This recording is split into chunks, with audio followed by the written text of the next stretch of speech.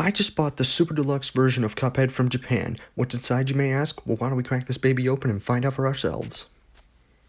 Okay, so the first thing I want to point out when getting this is that it actually has a slip cover that when you pull it off, it actually shows like an actual like cell. Like, this is pretty cool. This is like how the animation process is sort of like how they do it for the games, and I honestly think that's pretty cool. And also, besides the three main characters on the front, you also have the three main bad guys on the back. Look at how cool they look. Chef Salt Baker forever, yo. But enough talking about the outside. It's what's on the inside that really matters. First up, we have the game, and since this is the Japanese version, it's going to have a different rating on the bottom. But honestly, besides that, this is pretty similar. The only difference is just Japanese writing on the back, and honestly, this is just the physical version of Cuphead. It does include the digital version of the Delicious Last Course as a downloadable code. Next up, we have a insider info for fans about the game, which includes information relating to the cut boss Pachinko, which is from a scrapped idea for a King Dice stage. It shows off concept art and it includes what it would look like in the final product, as well as on the back there's also a Q&A with Studio MDHR. Sure, it's all in Japanese, but a quick Google Translate will get you the answers real quick.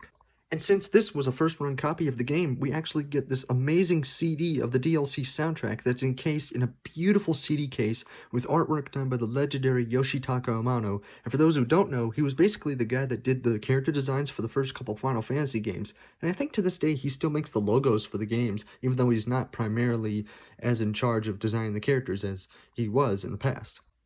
Inside the case, it contains the CD, which has the game's soundtrack on it for the DLC Delicious Last Course, as well as listing all the tracks in order, 30 in total, which I love the soundtrack, by the way. It's very catchy. I've been listening to it on my car for days now, and it is just amazing. And it also includes with this little pamphlet that contains behind-the-scenes information about, Christopher Madigan, the composer of the game, and why he made each of the songs and what he was inspired by when making the soundtrack for this DLC.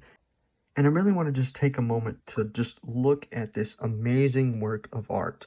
All the detail that went into the character designs, adapting them from the source material to make them look like actual Final Fantasy characters. This is amazing. Look at Cuphead. He's so cool. He has a fork as a sword. And then you got Mugman over here, who's kind of looking like Sephiroth a little bit with his little knife sword there. And then you got Miss Chalice here, who basically just looks like Terra from Final Fantasy VI. And I love Terra from Final Fantasy VI. And the fact that she's wielding a spoon just makes it all the more amazing.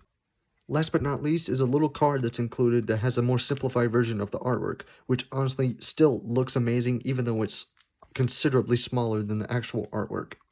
And here's a quick look at everything that I just unboxed.